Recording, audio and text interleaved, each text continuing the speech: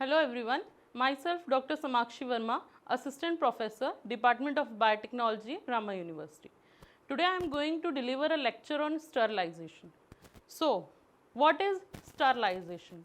Sterilization means to avoid contamination or to kill the germs which are causing hindrance in your microbial growth. So, we will exclude microbial contamination by the process of sterilization, or we can say that killing the germs, that is sterilization. Complete removal or elimination of all form of microorganism which may be in vegetative or spores form. We can exclude or eliminate all kind of microorganism through sterilization. That are which may be present on a substance, which may be present on a surface or on an object. So basically sterilization process do what? It make the environment favorable for pursuing, making it sterile or aseptic. Sterilization basically gives you the aseptic environment. So sterilization basically is different from the terms known as disinfection and sanitization, because in disinfection and sanitization there is not complete removal of microorganisms, there is reduction of microorganisms, but it is completely different from sterilization, because sterilization eliminate full or all form of microorganisms. So now sterilization classification. Sterilization can be classified into two categories, that are physical and chemical. So first we will talk about physical sterilization. Physical sterilization which can be performed by several methods, that are, first is heat sterilization. In heat sterilization we can make the element sterile by heat through two methods which are dry heat sterilization and moist heat sterilization. In dry heat sterilization, what we do is we use the autoclave. Autoclave works on the principle of steam sterilization. So we can say the it was wrong. I was saying that moist sterilization.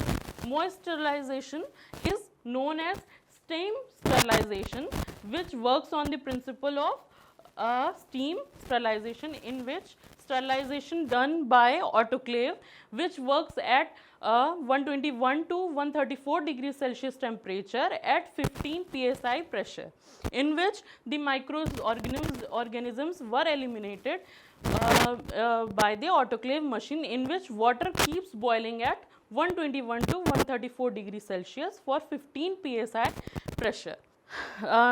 In that process, there will be the denaturation, there will be the coagulation of protein, due to which the microbes get killed or dies by the process of moist sterilization. The next one is dry sterilization. The dry sterilization process completes by the flaming techniques, or we can say hot air oven and incineration processes. In this process, the denaturation of protein leads to the oxidative damage in the microbial cell, which will ultimately cause the microbial cell to die. So these are the two types of heat sterilization that I have told you about. The moist sterilization and dry sterilization process. The moist sterilization process works on of protein takes place, which leads the cell to die, microbial cell to die. But in the dry sterilization process, denaturation of protein takes place, which will ultimately lead to the oxidative damage to the cell, then the cell will die. This includes hot air oven, flaming techniques and incineration process. Okay. So in physical sterilization, the next one is filtration sterilization. So in filtration sterilization, what the microbial solution or the culture is passed through membranous filter. Uses membranous filter, in which the small particles get small solution, small particles containing solution filtered out, but the larger solution were not filtered and present on the filter surface. So that will exclude the microbial culture also, because that filter act as a barrier to filter microbial culture. And the filtration process involves 3 steps, that are sieving, adsorption and trapping. So through filtration sterilization we can also exclude microbial contamination, or we can provide sterile environment through filtration sterilization. So the next one is in physical sterilization is irradiation sterilization. In irradiation sterilization, what we do is we will expose the irradiation or in which we provide radiations to the microbial culture. Depending upon the type of radiation, the irradiation sterilization is further divided into 2 types: ionizing irradiation sterilization, and the second one is non-ionizing irradiation sterilization. So in ionizing irradiation sterilization, the gamma or X-rays were exposed to the surface of microbe, on the surface of microbes or on the surface of an object. So what happens when these rays were exposed to the surface of microbes? There is a formation of pyrimidine dimers which will lead to which will ultimately kill the microbial cells. So in next, the non-ionizing irradiation sterilization, in which what we do is we will expose the UV radiation to the surface of culture, due to which what happens, the reactive oxidative reactive oxygen species were formed, which are hydrogen peroxide and superoxide ions that were formed due to exposing the UV radiation, which will exclude the microbial cell to grow, or which will ultimately kill the cellular component of microbes. This will kill the cellular components.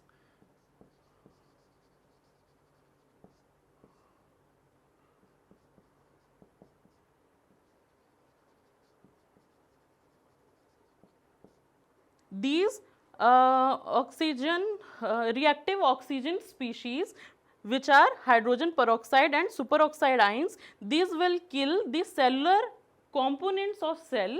Ultimately the cell will die by non-ionizing physical sterilization method. So in irradiation sterilization process, there are 2 types of sterilization depending upon the type of radiations which are used. The first is the ionizing and the second is non-ionizing. In ionizing, we will expose the surface with X-rays or gamma rays that will form the pyrimidine dimers, which will lead to the replicative error in the microbial cell, and that will cause the cell death.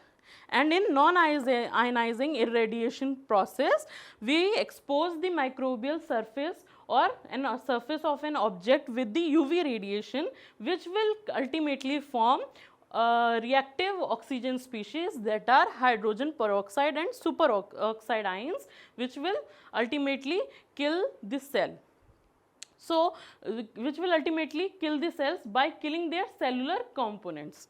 The next one is sound wave vibration physical sterilization. So in sound wave vibration, sonic waves or ultrasonic waves were exposed to the surface of an object, which are of 20 to 40 kilohertz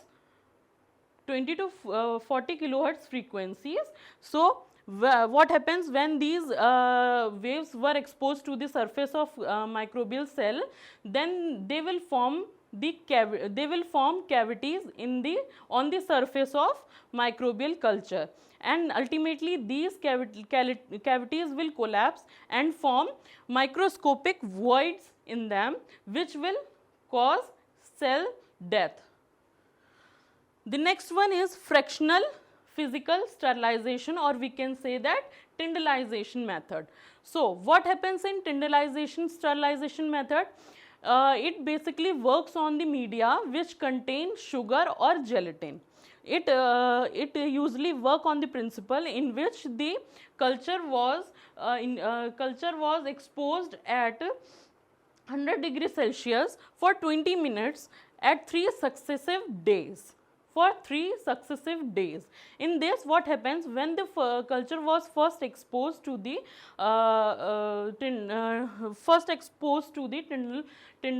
or we can say heat, then what happens, the spores of the culture will die.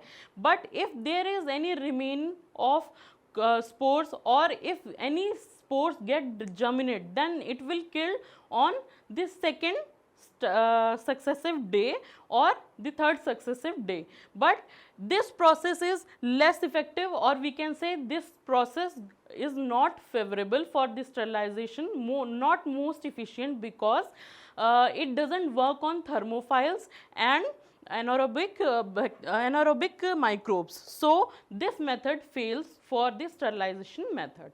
So these are all the types of physical sterilization. Let me summarize again. What first is heat, second is filtration, third is irradiation, fourth is sound wave vibration, and the fifth one is fractional or tyndallization. These are all the types of physical sterilization method. Now let's come to the next classification, next category of sterilization, that is chemical sterilization.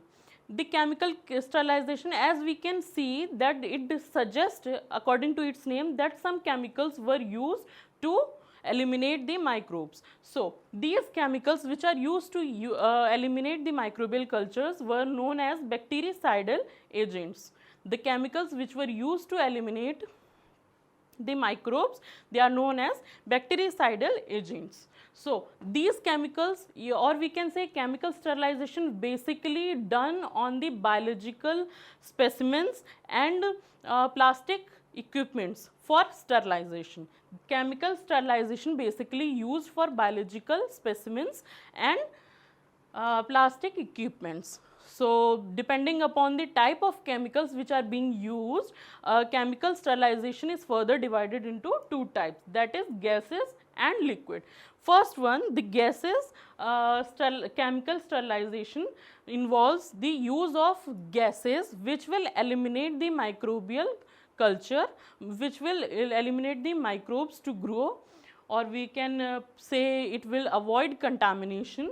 That the gases which are being used for sterilization are nitrogen dioxide, ozone, formaldehyde, ethylene oxide. These are the gases which are being used for sterilization by gases chemical sterilization. The next one is liquid. The next one is liquid chemical sterilization. So the